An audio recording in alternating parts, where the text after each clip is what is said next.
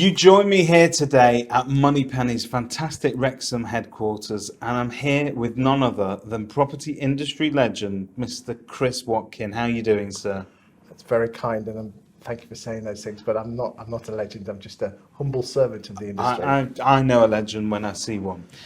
Chris, you have spent an immense amount of time speaking to agents and people involved in and around agency.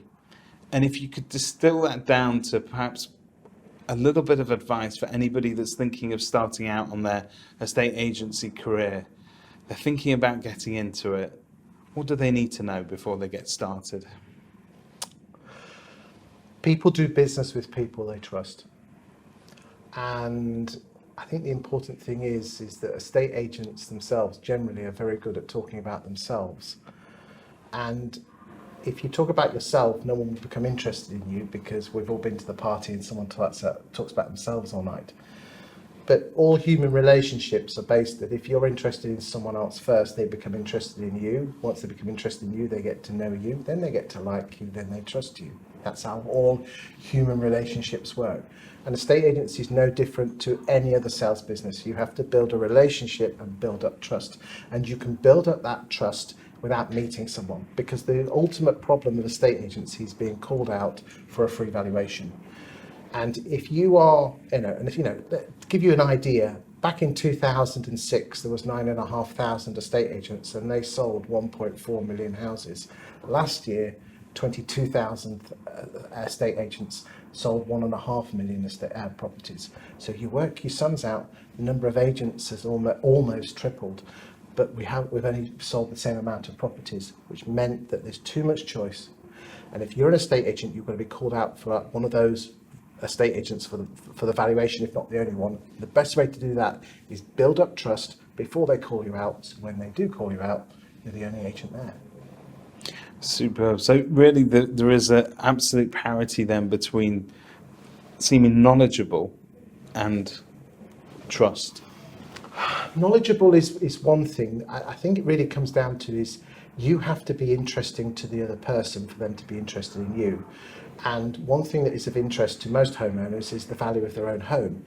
So therefore, one thing that you could talk about is the value of their own home or what's happening to property prices in their town.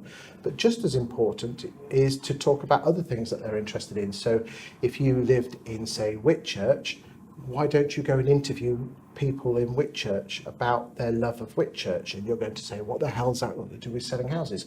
Nothing, but 100% of owner-occupiers, which are homeowners, in Whitchurch live in Whitchurch. If you talk about Whitchurch to people in Whitchurch and put it into, say, like Whitchurch Facebook groups, because I would hazard a guess that the vast majority of the 6,000 people in the Whitchurch Facebook live in...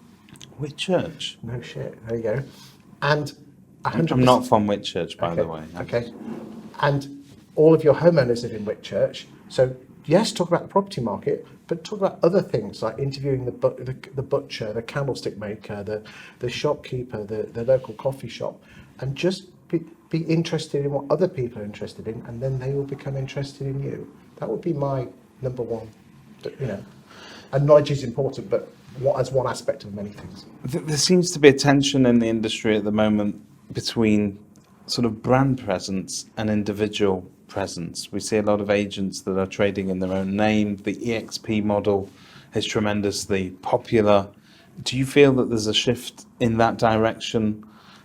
And what would be your advice to sort of agency owners at the moment who are looking to encourage their staff to step forward, but they're worried about fueling the fire there in terms of them leaving? I mean, let's be frank, there is, if you could have the best of both worlds, a great personal brand working under a great company brand, you've got the best of both worlds. I was talking to one of London's biggest estate agents. They have in excess of 10 branches in London. And he said to me, Chris, I need the magic weapon to get inside more doors, to actually get more valuations. And I said, what you're going to have to do is let your staff have their own personality, their own that personal brand is an awful phrase, reputation, but being a face of their firm, working under your amazing brand. And his concern was, well, then they're going to become the face of my firm, and then they're going to have all the power. And I said, that's where the shift in the business is going to be, is what the hell are you going to do to keep those people in your business? And I think you're going to have the bosses are going to be less I'm your boss to more of a collaborative, we're in it together. And the bosses that kind of get that quicker are going to be the ones that succeed. So yes, to answer your question, both is great, because you can have both, you're on a winner. Ladies and gentlemen, Mr. Christopher Watkin. Thank you.